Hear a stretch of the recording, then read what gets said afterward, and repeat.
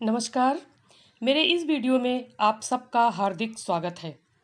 आपके पाठ्यक्रम में शामिल किए गए विशेष अध्ययन हेतु डॉक्टर धर्मवीर भारती द्वारा रचित कनुप्रिया के इस दूसरे भाग में हम अमंगल छाया, एक प्रश्न, शब्द अर्थहीन की व्याख्या देखेंगे।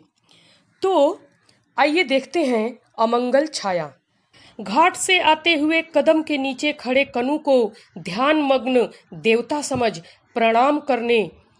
जिस राह से तू लौटती थी बावरी, आज उस राह से न लौट। उजड़े हुए कुंज, रौंदी हुई लताएं, आकाश पर छाई हुई धूल, क्या तुझे ये नहीं बता रही कि आज उस राह से कृष्ण की 18 अक्षौणी सेनाएं युद्ध में भाग लेने जा रही हैं।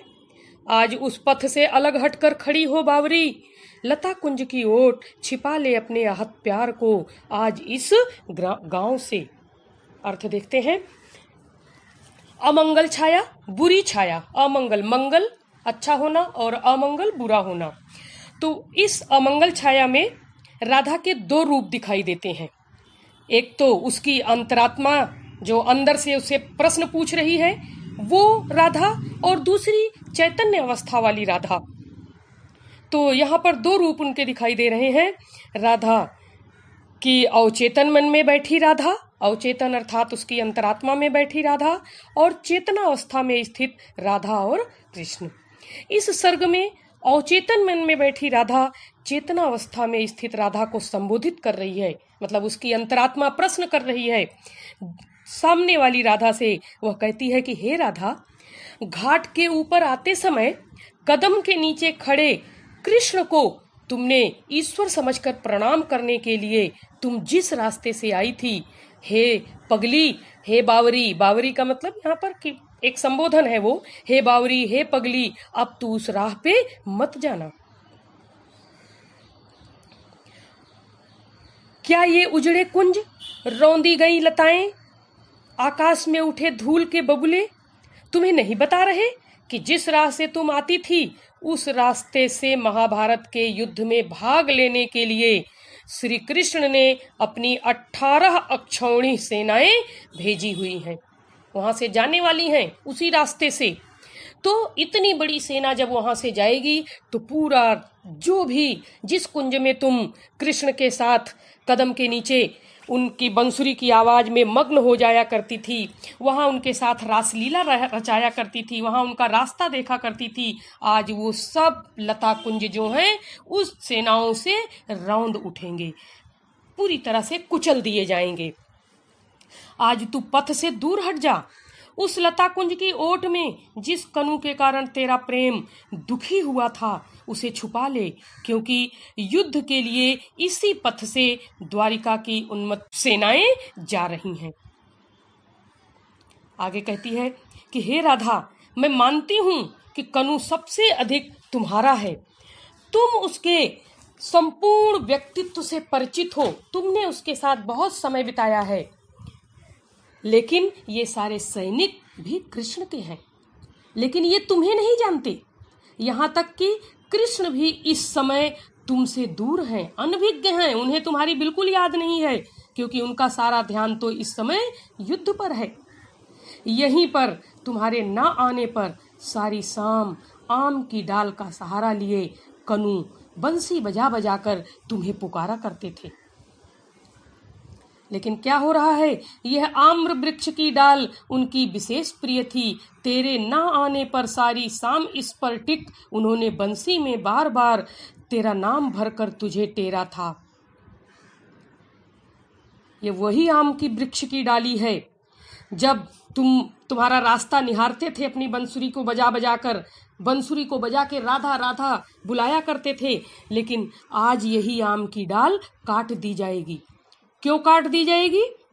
आज यह आम की डाल सदा सदा के लिए काट दी जाएगी, क्योंकि कृष्ण के सेनापतियों के वायु वेगगामी रथों की गगन चुम्बी ध्वजाओं में यह नीची डाल अटकती है।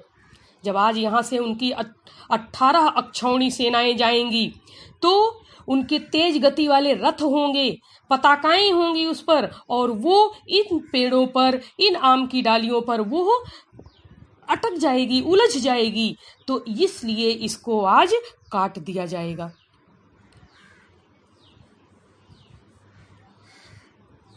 और यही नहीं, पथ के किनारे खड़ा यह पवित्र अशोक पेड़ खंड खंड नहीं किया गया तो आश्चर्य नहीं होना चाहिए। मतलब कि यह पेड़ भी आज खंड खंड काट दिया जाएगा, और काटा जाएगा तो तुम्हें आश्चर्य करने की कोई ज़रूरत नहीं है, क्योंकि अब यह युद्ध इतना प्रलयंकारी बन चुका है कि सेना के स्वागत में यदि ग्रामवासी तोरण नहीं सजाएंगे तो कदाचित यह ग्राम भी उजाड़ दिया जाएगा। कि अगर ग्रामवासी उस सेना के स्वागत में तोरण नहीं सजा रहे हैं तो पूरा गांव भी उजाड़ दिया जाएगा। दुख क्यों करती है पगली, क्या हुआ जो कनु के ये वर्तमान अपने तेरे उन तन्मय क्षणों की कथा से अनभिज्ञ हैं।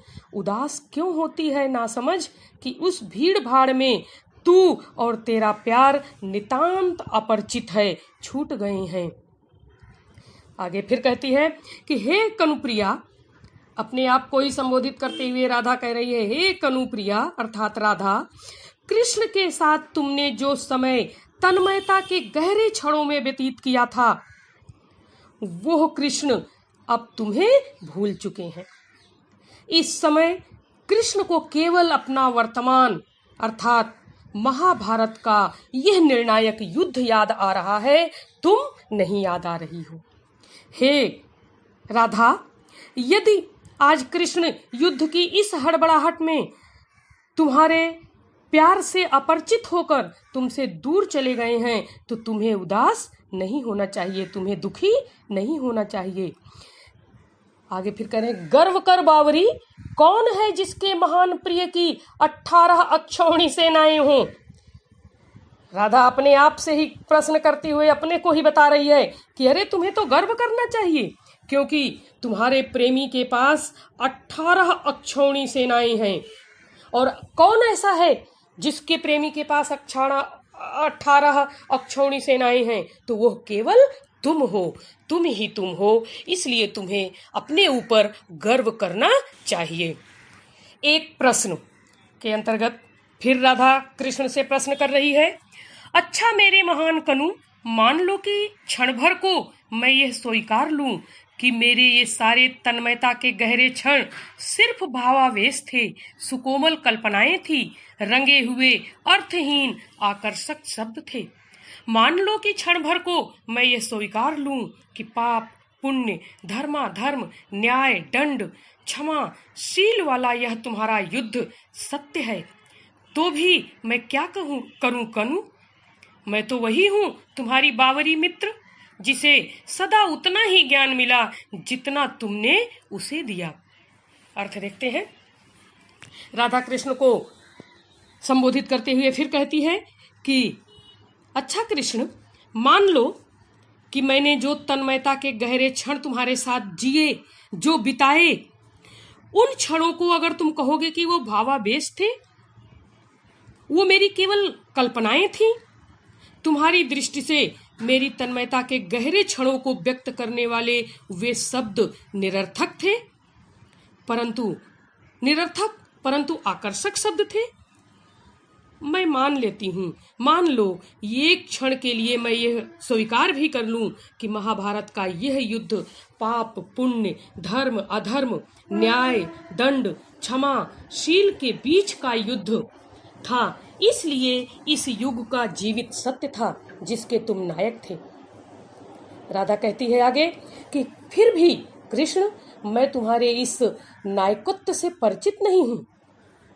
मैं तो तुम्हारी वही पगली सी मित्र हूँ, सखी हूँ, जिसने तुमने मुझे जितना बताया बस मैं उतना ही जानती हूँ। मैंने सदैव तुम्हें प्रेम किया, स्नेह दिया और तुमसे ज्ञान पाया, तो मैं तो वही जान रही हूँ। यमुना, प्रेम और साख्य भाव को, साख्य भाव मतलब सखी के भाव को, मित्रता के भाव को तुमने जितना मुझे दिया वह पूरा का पूरा संजोकर मैंने उन उदात्त और महान कार्यों को समझ ही नहीं पाई, उनको समेटकर मैंने संजोकर अपने पास रखा हुआ है, उनके प्रयोजन का बोध मैं कभी कर नहीं पाई हूँ, क्योंकि मैंने तुम्हें सदैव गहन चिंतन में, तन्मयता के क्षणों में ही जिया है। जब भी मैं तुम्हारे करीब होती थी, मैं तुम्हारे में ही तल्लीन हो जाया करती थी, लीन हो जाया करती थी, मैं उसी में जी हूँ। आगे फिर बढ़ती है, यमुना नदी के तट पर बैठकर जिस यमुना नदी में मैं स्वयं को निहारा करती थी, अपने आप को देखा करती थी और तुम्हारे में खो जाती थी, अब उस नदी में शस्त्रों से लदी असंख्य नौकाएं न जाने कहाँ जाती हैं। करें कि कितनी अनगिनत नौकाएं हैं जो कि शस्त्रों से लदी हुई हैं और उसी यमुना में जा रही हैं जहाँ की मैं तुम्हारे साथ बैठकर अपने आप को पूरी तरह से भुला देती थी। उस नदी की धारा में ही बहकर आने वाले टूटे रथ और फटी पताकाएं किसकी हैं? किसकी ध्वज है जो फट गई हैं और इसमें से बह बह कर आ रहे हैं? हे कृष्ण, महाभारत का यह युद्ध जिसके कर्णधार तुम स्वयं को समझते हो, वह कुरुक्षेत्र जहां एक पक्ष की सेनाएं हारी, दूसरे पक्ष की सेनाएं जीती, जहां पर आकाश को भेद देने वाला युद्ध घोष होता रहा, जहां पर लोगों का क्रंदन हो रहा था, जहां तमाम तरह की क्रूर घटनाएं घट रही थी और उन घटनाओं से सैनिक, पलायन किए हुए सैनिक बता रहे थे, भाग रहे थे और बता रहे थे कि क्या ये सब सार्थक है कनु? पूछ रहे थे तुमसे प्रश्न कि क्या तुमने जो किया ये सही है? ये गिद्ध जो चारों दिशाओं में उड़ रहे हैं, उड़ उड़कर उत्तर की दिशा में जा रहे हैं, क्या उनको तुम बुलाते हो? जैसे तुम अपनी, जब गायों को चराने के लिए जाते थे तो तुम अपनी गायों को बुलाते थे, क्या उन्हें भी तुमने बुलाया है? हे कृष्ण, मैं जो कुछ समझ पा रही हूं वो मैं तुमसे ही समझ पाई हूं, तुमसे ही मैंने सीखा है। और बहुत कुछ है तुम्हारे पास जिसका कोई भी अर्थ मैं नहीं समझ पा रही हूं। मेरी तल्लीनता के उन गहरे क्षणों को जिसको मैंने अनुभव किया था, आज मैं उस कुछ भी उसमें जान नहीं पा रही हूँ। हे कनु, जिस तरह तुमने कुरुक्षेत्र के युद्ध के मैदान पर अर्जुन को युद्ध का प्रयोजन समझाया था, अर्जुन को तुमने ज्ञान दिया था, युद्ध की सार्थकता का पाठ पढ़ाया था कि युद्ध अवश्य करना चाहिए, वो युद्ध की सार्थकता आज मुझे भी तुम बताओ। यदि मेरी तल्लीनता के गहरे क्षण तुम्हारी दृष्टि से उसका कोई अर्थ नहीं है, तुमने उसको अर्थहीन बता दिया, आकर्षक नहीं है, तो तुम्हारी दृष्टि में क्या सार्थक है ये मुझे तुम बताने की कोशिश करो। हे कृष्ण, मैं कुछ समझ नहीं पा रही हूँ, मुझे जल्दी से ये सारी बातें समझाओ जैसा कि तुमने अर्जुन को युद्ध क्षेत्र में समझाया था। आगे अर्थहीन, अर्थ के बिना, जिसका कोई अर्थ ही ना हो, अर्थहीन का मतलब। तो राधा कह रही है, शब्द शब्द शब्द मेरे लिए सब अर्थहीन हैं।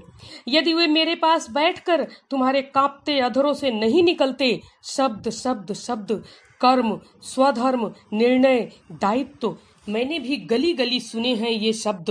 अर्जुन ने इनमें चाहे कुछ भी पाया हो, मैं इन्हें सुनकर कुछ भी नहीं पाती प्रिय। सिर्फ राह में ठिठक कर तुम्हारे उन अधरों की कल्पना करती हूँ जिनसे तुमने ये शब्द पहली बार कहे होंगे। मैं कल्पना करती हूँ कि अर्जुन की जगह मैं हूँ और मेरे मन में मोह उत्पन्न हो गया है। मैं नहीं जानती कि युद्ध कौन सा है और मैं किसके पक्ष में हूँ। अर्थ देखते हैं। राधा चेतनावस्था और अचेतनावस्था को जो संबोधित कर रही है, उसके मन को संबोधित करके कह रही है कि युद्ध की सार्थकता को जो कृष्ण बता रहे हैं कि युद्ध सार्थक है, तो वो बता रही है कि हे कनु, तुम युद्ध को सार्थक है ये मुझे समझाओ कि कैसे ये सार्थक हैं, क्योंकि ये शब्द मेरे लिए अर्थहीन हैं। मेरे पास बैठकर रूखे बालों में उंगलियां उलझाते उलझाते तुम्हारे कांपते होठों से प्रेम के जो शब्द निकलते थे, तुम्हें कई स्थानों पर मैंने कर्म, स्वधर्म, निर्णय और कर्तव्य जैसे शब्दों को बोलते सुना है। मैं नहीं जानती कि अर्जुन ने इन शब्दों में क्या पाया।